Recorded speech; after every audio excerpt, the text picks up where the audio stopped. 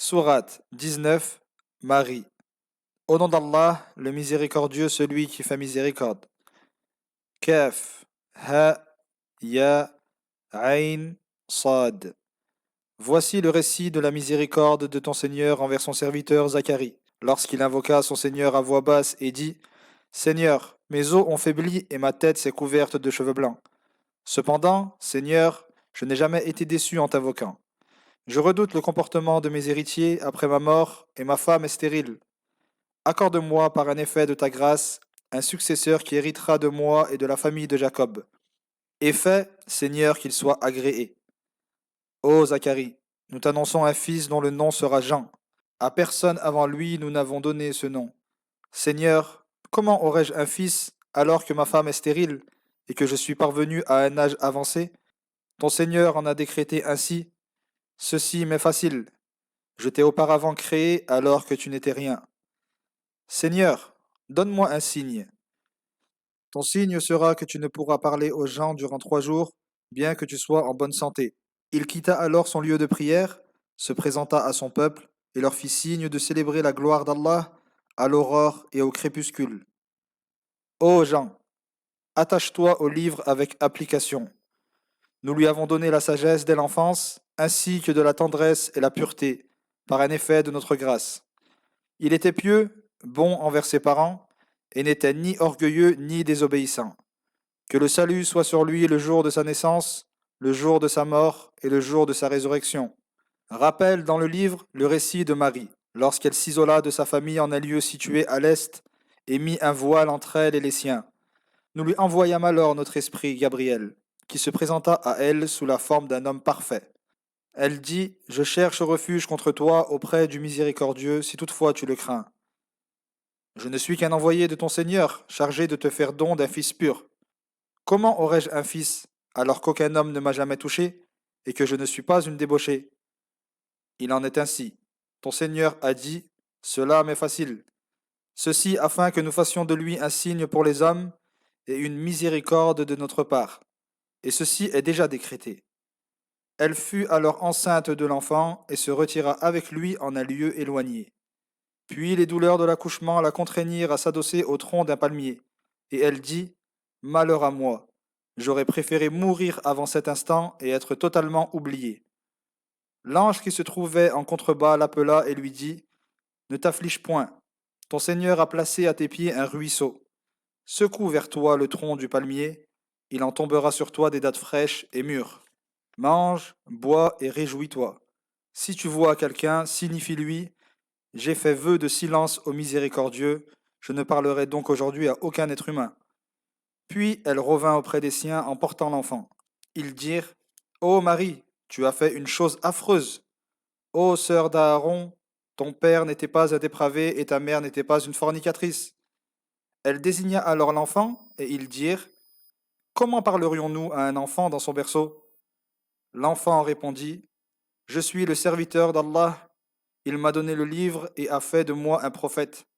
Il a fait de moi une source de bénédiction où que je sois, et il m'a enjoint d'observer la prière et d'acquitter la zakat tant que je vivrai, ainsi que la bonté envers ma mère. Et il n'a pas fait de moi un être orgueilleux et désobéissant. Que le salut soit sur moi le jour où je suis né, le jour où je mourrai, et le jour où je serai ressuscité. Tel est Jésus, fils de Marie. Telle est la vérité sur laquelle il doute. Il est inconcevable qu'Allah s'attribue un fils. Gloire et pureté à lui.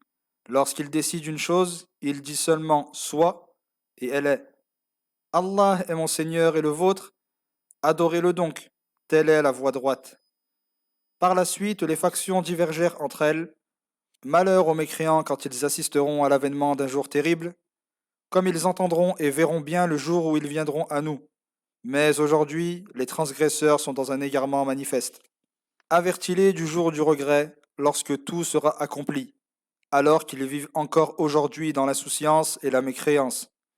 C'est nous qui hériterons de la terre et de tous ses habitants, et c'est vers nous seuls qu'ils seront ramenés. Rappelle, dans le livre, le récit d'Abraham, qui était un véridique et un prophète, lorsqu'il dit à son père: Père, pourquoi adores-tu ce qui n'entend ni ne voit et ne te profite en rien? Père, j'ai reçu une science que tu n'as pas reçue.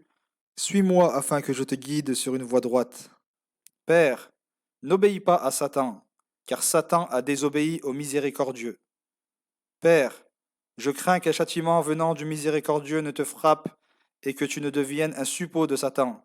Ô Abraham, dédaignes-tu mes divinités? Si tu ne cesses pas, je te lapiderai. Et maintenant, éloigne-toi de moi pour un long moment. Paix sur toi, j'implorerai mon Seigneur de te pardonner, car il a toujours été bon avec moi. Je m'éloigne de vous et de ce que vous invoquez en dehors d'Allah pour me consacrer à l'adoration exclusive de mon Seigneur, en espérant ne pas être malheureux dans l'invocation que j'adresse à mon Seigneur. Lorsqu'il se fut éloigné d'eux et de ce qu'ils adoraient en dehors d'Allah, nous lui fîmes don d'Isaac et de Jacob, dont nous fîmes tous deux des prophètes. Nous leur accordâmes de notre miséricorde ainsi qu'une renommée élogieuse. Rappelle, dans le livre, le récit de Moïse qui était un élu, ainsi qu'un messager et un prophète. Nous l'appelâmes du versant du mont qui se trouvait sur la droite de Moïse, et le rapprochâmes pour lui parler. Et par notre miséricorde, nous fîmes de son frère Aaron un prophète. Rappelle, dans le livre, le récit d'Ismaël qui était un homme fidèle à ses engagements, un messager et un prophète. Il ordonnait à sa famille la prière et la zaquette, et il était agréé par son Seigneur. Rappelle dans le livre le récit d'Idris, qui était un véridique et un prophète, et que nous avons élevé à un haut rang. Tels sont les prophètes qu'Allah a comblés de bienfaits, issus de la descendance d'Adam, de ceux que nous avons transportés avec Noé, de la descendance d'Abraham et d'Israël, et de ceux que nous avons guidés et élus. Lorsque les versets du miséricordieux leur étaient récités, ils tombaient prosternés en pleurs. Leur succédèrent de funestes descendants qui négligèrent la prière et suivirent leur passion. Ils ne rencontreront ainsi que le mal. À l'exception de ceux qui se repentent, croient et accomplissent des œuvres pieuses, ceux-là entreront au paradis sans être en rien lésés. Ils entreront dans des jardins d'établissement permanents que le miséricordieux a promis à ses serviteurs qui y auront cru sans les avoir vus. Sa promesse se réalisera inéluctablement. Ils n'y entendront aucune vaine parole, mais uniquement de bonnes paroles, et ils y mangeront matin et soir. Tel est le paradis que nous donnerons en héritage à ceux de nos serviteurs qui nous auront craints. Ô Gabriel, dis, nous, les anges, ne descendons que sur ordre de ton Seigneur. À lui seul appartient ce qui adviendra, ce qui est passé et ce qui sera entre les deux. Ton Seigneur n'oublie rien. Il est le Seigneur des cieux et de la terre et de tout ce qui est entre eux. Adore-le donc et sois constant dans son adoration. Lui connais-tu insemblable? L'homme dit, une fois mort, me fera-t-on sortir vivant de ma tombe? L'homme ne se souvient-il pas qu'avant cela nous l'avons créé alors qu'il n'était rien? Par ton Seigneur nous les rassemblerons eux et les démons. Puis nous les placerons autour de l'enfer agenouillés. Ensuite, nous arracherons de chaque groupe ceux d'entre eux qui étaient les plus insoumis au miséricordieux. Car nous connaissons mieux que quiconque ceux qui méritent le plus d'y brûler. Chacun de vous y parviendra. C'est là un arrêt irrévocable de ton Seigneur. Ensuite, nous sauverons ceux qui nous auront craints et nous y abandonnerons les transgresseurs agenouillés. Lorsque nos versets au sens clair leur sont récités, les mécréants disent aux croyants, qui de nous ou de vous jouit des demeures les plus confortables et des assises les plus nobles? Combien avons-nous anéanti avant eux de générations qui les surpassaient en richesse et en splendeur? Réponds-leur que le miséricordieux prolonge l'existence de ceux qui sont dans l'égarement jusqu'à ce qu'ils voient ce dont on les a menacés, le châtiment ici-bas ou l'avènement de l'heure. Ils sauront alors qui a la pire situation et le soutien le plus faible. Allah accroît la guidée de ceux qui se dirigent sur la voie droite, et les œuvres pieuses dont le bien perdure procurent auprès de ton Seigneur la meilleure récompense et l'issue la plus heureuse. As-tu vu celui qui renie nos signes et dit, par Allah, on m'accordera dans l'au-delà des biens et des enfants? Connaît-il l'invisible, ou a-t-il reçu un engagement du miséricordieux? Il n'en est rien. Nous consignons ce qu'il dit et accroîtrons son châtiment. Nous hériterons des biens et des enfants dont il parle, et il viendra à nous seul et dénué de tout. Ils ont adopté des divinités en dehors d'Allah, afin qu'elles soient pour eux force et protection. Bien au contraire, celles-ci renieront leur adoration et se retourneront contre eux. N'as-tu pas vu que nous envoyons contre les mécréants des démons qui les incitent au mal? Ne cherche donc pas à hâter leur châtiment, car nous tenons un compte précis de leurs œuvres et du délai qui leur est donné. Mentionne le jour où nous rassemblerons devant le miséricordieux ceux qui l'auront craint, tels des délégations honorées, et nous pousserons ceux qui se rendaient coupables de mécréance vers la géhenne comme un troupeau assoiffé qu'on mène à l'abreuvoir. Les mécréants ne disposeront aucunement de l'intercession, dont ne jouira que celui qui aura pris un engagement avec le miséricordieux. Ils disent, le miséricordieux s'est donné un enfant.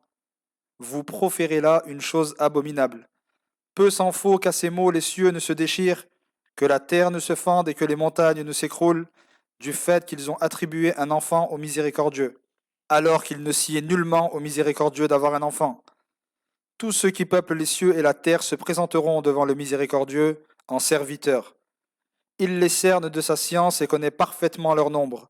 Et au jour de la résurrection, chacun d'eux se présentera seul devant lui.